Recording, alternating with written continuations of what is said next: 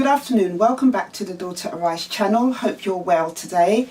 My name is Yvonne and I'm founder of Daughter Arise, and this channel is all about bringing you topics and news stories surrounding childhood sexual abuse.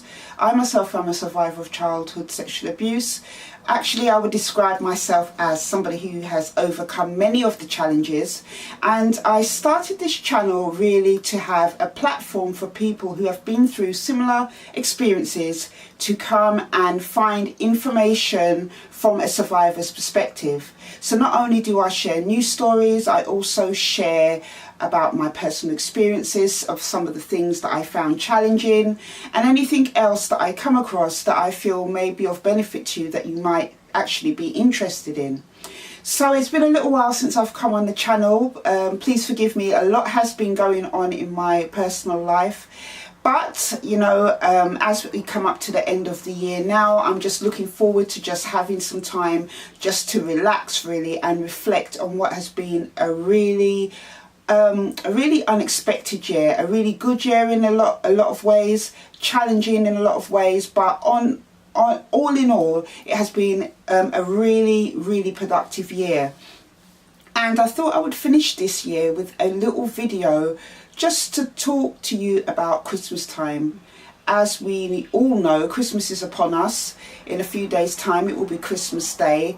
And, you know, the image that is painted a lot of the time by society is that it's, you know, a happy time, a wonderful time. It's all about families coming together, this kind of fairy tale kind of image that is given with Christmas. But for a lot of people, especially in all different parts of society, Christmas can be a very difficult time.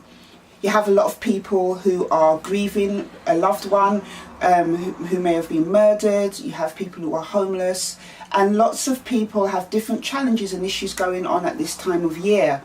But I wanted to come today to talk to you about being real with yourself at Christmas.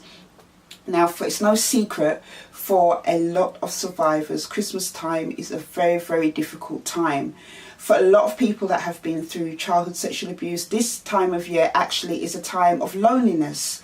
A lot of people who have gone through it have already, you know, been in a situation where they're isolated from their family, may have been ostracized for speaking out or trying to voice what's happened to them, and have been left out in the cold. For other people who have been through it, maybe, you know, they've never told anybody what's happened, maybe you haven't told anybody what's happened, and then you know, you're going to your family's house and there's a chance that the perpetrator of the abuse will be there, or that, you know, family relations are just really difficult just because of what you are carrying and the things that you are going through. You might find Christmas really challenging. So, you know, there's lots of things that go on for people. You know, Christmas time is a time where lots of people, you know, drink a lot of alcohol, a lot of, you know, consumerism goes on at Christmas. You know, you may be somebody that is battling addictions, and being around that in that environment might prove really hard for you. Dealing with depression and anxiety, you know, being around people, or this time of year might be a time where, you know, just Christmas is just really hard. There's always this kind of expectation, I think, because of the imagery that is given with Christmas, that everybody's happy, no one has any problems, you know, everybody's just sitting around a tree and singing lovely songs, and it's not like that. And that pressure to be happy and that pressure to be put on this kind of fake smile is really sometimes just too much because of the way that you might feel inside. When I was going through that, for me, I spent most of my Christmases from 13 onwards in the care system.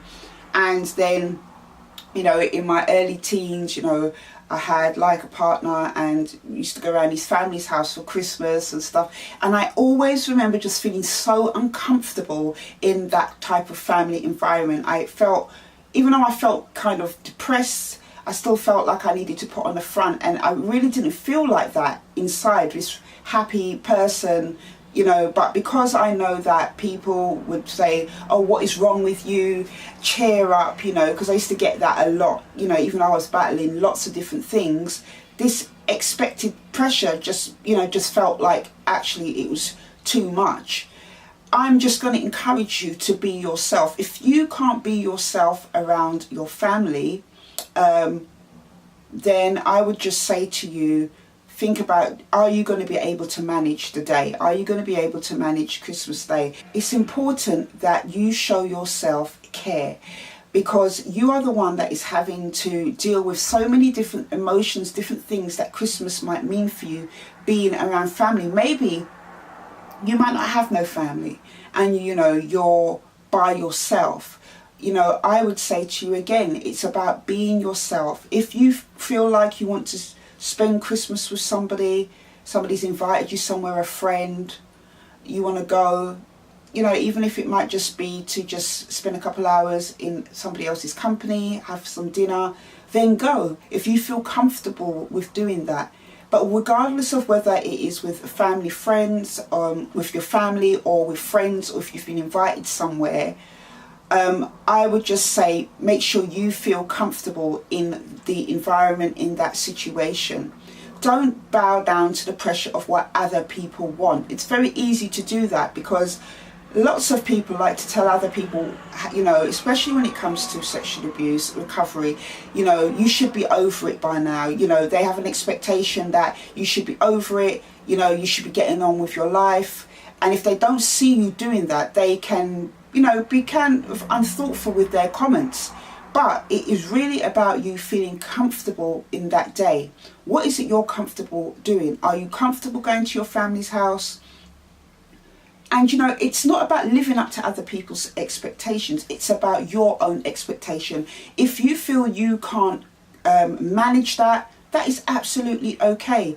If you choose to spend Christmas in your own company, or if you're spending Christmas by yourself because you don't have anybody, there are helplines that you can call over the Christmas, like Samaritans, if you want somebody to talk to.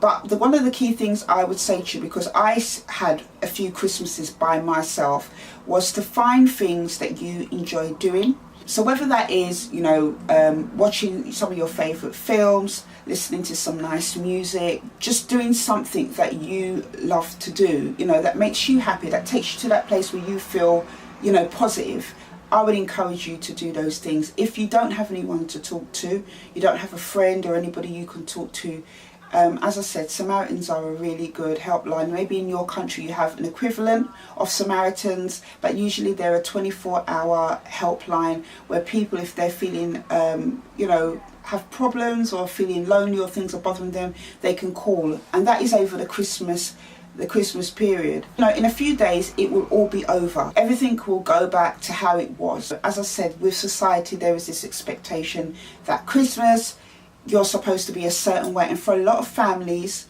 not just people who've gone through sexual abuse, for a lot of people this time of year is really difficult for many different reasons. So my advice to you this Christmas is to feel comfortable being you, wherever that is, however that is. Don't bow to people's expectations. Be yourself.